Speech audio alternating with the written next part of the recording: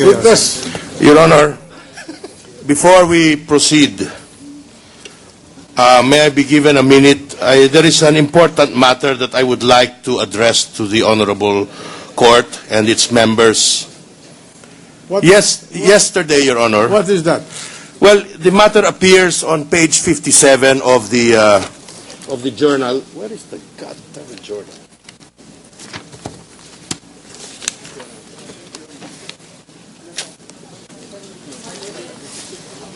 If I'm not mistaken. 52, I'm sorry. 52.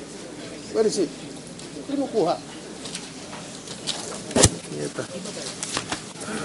Where is the other one?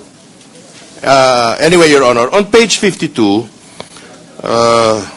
sorry. No, this is not, this is a different date. No. I was referring to, Your Honor, the mention of the $10 million. And from Senator Estrada, I believe it's on page 52 or paragraph 1. Is it there? Yes, I'm sorry, my copy has mysteriously disappeared. At any rate, Your Honor, I draw your attention to the $10 million that was mentioned by Senator Estrada. And his, as he put it, gentle recommendation for the Chief Justice to testify in this connection. Now, I wish to draw attention to the fact that this is not a matter within the complaint. Be that as it may, Your Honor, the defense is not going to skirt from this issue. If the Honorable Court is inclined that we should address this issue, if the Honorable Court is inclined to consider this matter in its deliberations, if the Honorable Court is inclined to make this form part of the basis of any verdict rendered here, we will willingly confront the issue. For this reason, Mr. President, where is the motion? For this reason, Mr. President, I'm sorry,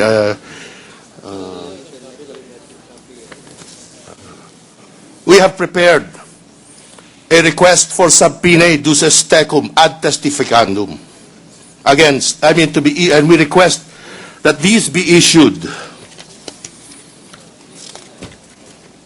Against whom? To a certain Mr. Harvey K., a certain Ruperto Alerosa, a certain Gibi Gores, a certain Risa Hontiveros, a former representative Risa Hontiveros, a certain Albert Concepcion, Congressman Walden Bello, a certain Ernest Calayag, a certain Moses Albiento, a certain Tristan Zinampan, and a certain Emmanuel Chu Santos. In addition, Mr. President, we also request that a subpoena for similar purposes be issued to the Honorable Conchita Carpio Morales. Put that down in writing. We are filing the motion as we speak, Your Honor. Now, the purpose, Your Honor. What did you say? We're filing the motion, the request now. As long as the court will assure me that it is interested in this matter, we will make the request for the subpoena. Yes, but if the court should declare now that this is not part of this impeachment, then we will not bother, Your Honor. Well, it is. We are not categorizing any asset as illegally acquired asset, but it is still an asset that must be included in the SALN if it exists. Precisely, Your Honor. So, the issue of whether it is legal or illegal is of no moment. It's a question of does this asset exist, and if it does exist, was it included in the SALN? Precisely, Your Honor. And if it was not included in the SALN, then ergo, it will be a violation of Article 17, first sentence. Your Honor, if I may. Di ba? Your Honor, if I may, yes. No, I'm asking you as a lawyer. Yes, Your Honor. Okay. If the omission is malicious and fraudulent. No, there's no qualification in that sentence. Yes, Your Honor. Very well. You're interpreting it. I'm using it as literally as I could. Very well, Your Honor. We do not argue over what the law says. I just wish to point out that the matter of the $10 million has never been raised in the proceedings. And this is an extraneous matter. That's why Correct. I would like to be guided whether or not. Wait a minute. Please respect this court. Of course, Your Honor, always. Well, you are not doing it because while this chair is speaking, your voice is very high. My apologies, Your Honor. I was just trying to make sure that I could be heard audibly. I can hear you very well. I'm not ngatulan. I apologize, You Mr. understand? President. I know your grandfather was Ilocano. No? I apologize, Mr. President. I did not mean to raise my voice. I would like to tell you, frankly, that any asset not included, regardless of its characterization, whether it's legally obtained or illegally obtained, is a function of the SALN. Yes, yes. And it must be included. Yes, Mr. President. So, if there is 10 million and it's proven to be there, or $1 and not included, then it's a question. It's a function of this court to interpret whether it constitutes a violation of Section 17's first sentence of Article 11. I concur, Mr. All right. President. Thank you very much. With that, I take it that the court will entertain our request and act on it in due course. Yes. Very well, Your Honor. All I right. would also like submit the request, and we will issue the subpoena. Your Honor, further, I would like to put on record now that once these witnesses have put on record what they have to state under oath, we will present evidence to contradict, deny, and rebut them through the testimony of the Chief Justice.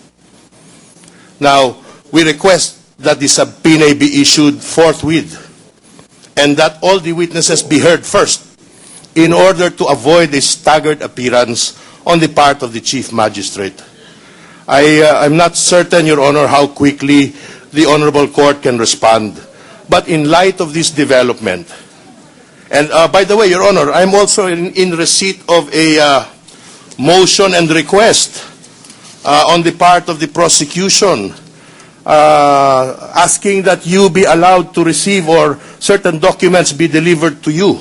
I believe they are with respect to this matter. This is, I raised this up only to show the Honorable Court that we are ready to meet this issue head on. And so I would ask, Your Honor, if we be given a continuance. How about the? We could be given a continuance. How about the matters presented here earlier about PS Bank? Your Honor, when the Chief Justice testifies, I believe these questions can be propounded at that time. All right. I do not think there is any purpose of evasion. No, I'm not asking that. On his part, Your I'm Honor. just asking a question. Yes. I wish to assure you of the forthright intention of the Chief, Your Honor. I know that. I know Thank that. you. We are happy that you are now cooperating with us. It has always been our intention, Mr. President. Thank you. Your Honor. Mr. President. Wait a minute. Let him finish. Are you through? Well, Your Honor, in view of that, Make the proper motion, and I assure you, I will issue the subpoena tomorrow. yes, Your Honor, but we move for a continuance in order to prepare also, because it is a fairly sudden development. No, but you have no more with us today? None for today, All right. Your Honor. What's the pleasure of the gentleman from Southwest? A 48-hour continuance, Mr. President, please. There's not enough time. This is a considerable list of witnesses. As soon as the subpoena have been issued, we will proceed quickly, Mr. President. Mr. President, if I may have the floor, Mr. President. Yes, please. Thank you, Mr. President.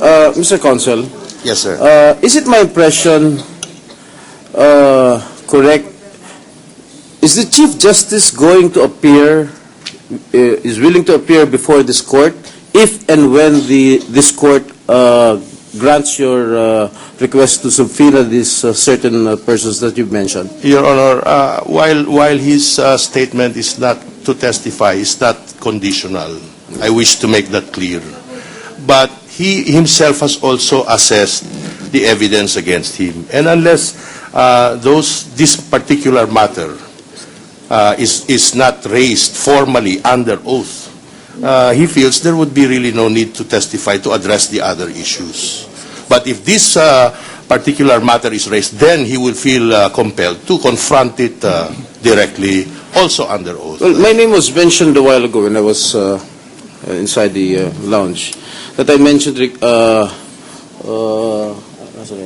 regarding the alleged $10 million deposit. No?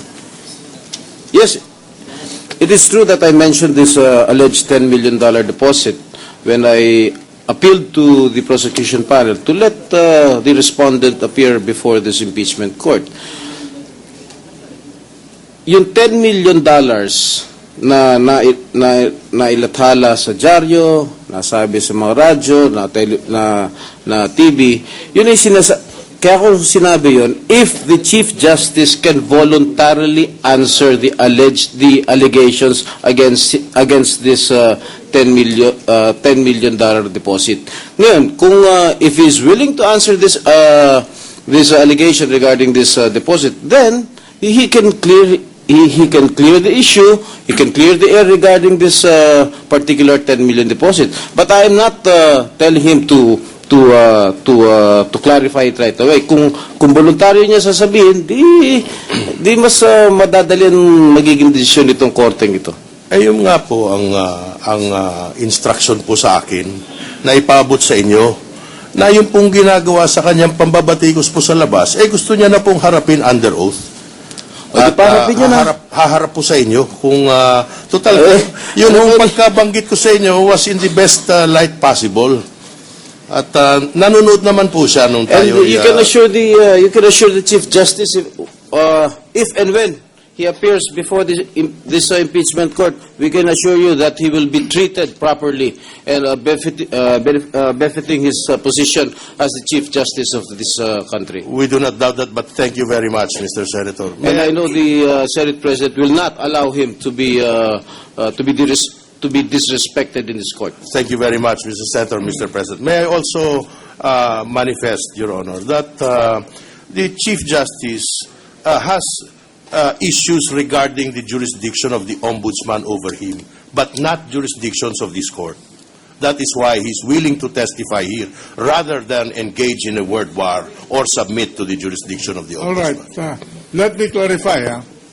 You are going to ask these named persons by you to be subpoenaed to be your witnesses.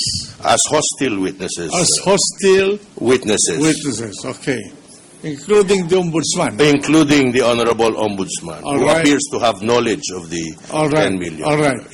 Well, 10 million and other accounts. Yes, Your All Honor. right. Whatever allegation it Or is. other accounts, peso or dollar accounts pertaining to the respondent.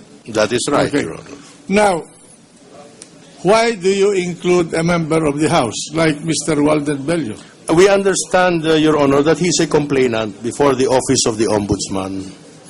And so we suppose, or we presume, that he has knowledge about these dollar accounts or whatever allegations he's making. So we would like to know. He is the only member of the House To my knowledge, that Mr. President, complainant. that is right, Mr. While we have been respecting the interparliamentary relation between the House and this House, between the House of Representatives and the Senate, I'm willing to sign a subpoena to include him to appear here if he wants to appear as a witness, as your witness, Thank you very much, Mr. President. in connection with this dollar account. Now, after the testimony of these persons as your witnesses, then you will present the Chief Justice. He will be one of the other witnesses in this. We may present other witnesses. Oh, yes. But You we will- will present the Chief Justice. You will present the Yes, yes, Mr. All right. President. Definitely. Continuous granted. Thank you very much. What is the pleasure of the prosecutor?